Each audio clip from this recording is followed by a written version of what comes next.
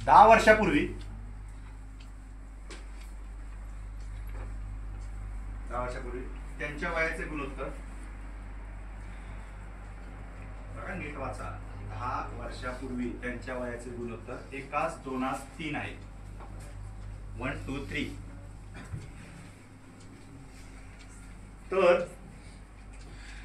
तर सर्वात लहान भावाचे कोणाचे सर्वात लहान भावाचे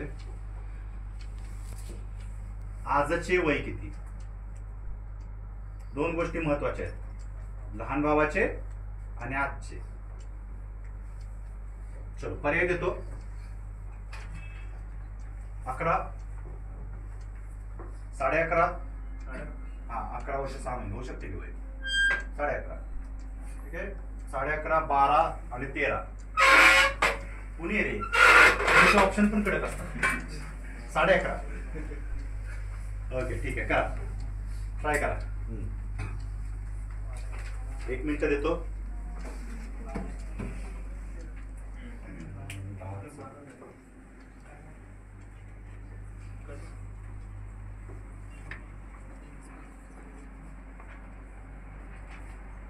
मी पोलीस आहे,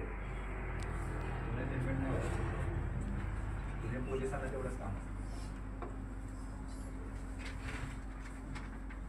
काय प्रॉब्लेम आहे.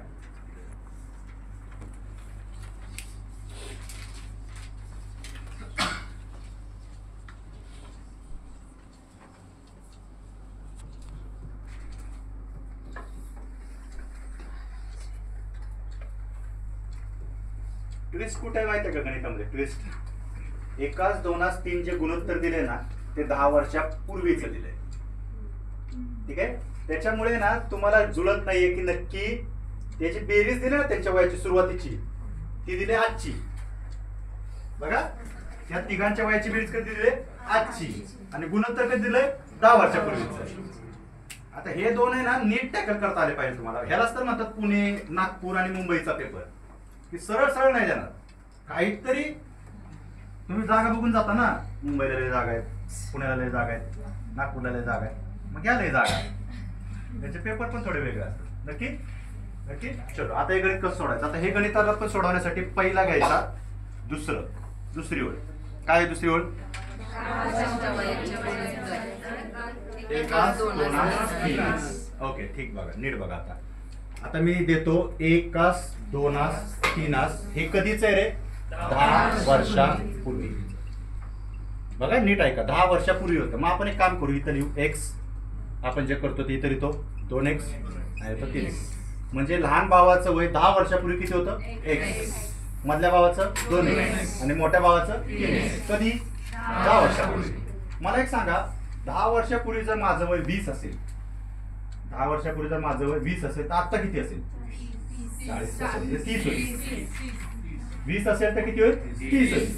आहे का नाही. बघा 10 वर्षापूर्वी 20 असेल तर आता 30 होईल. म्हणजे तुम्ही काय केलं रे खरं तर अधिक 10 केले, अधिक 10 केले. आजची वय काढायला केले ना. मग आता बघा मी काय करतो, ही जर 10 वर्षापूर्वीची वय आहेत, ही 10 वर्षापूर्वी, तर आजची वय किंवा 10 वर्षानंतर काही म्हणा, दोन्ही एकच आहे का नाही.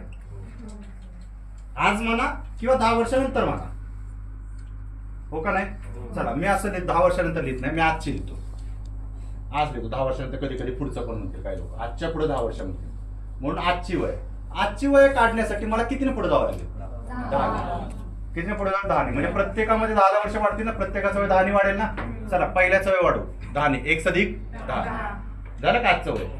हे होतं आधीचं, अधिक 10 केलं झालं आजचं. पुढचं तिसऱ्याचं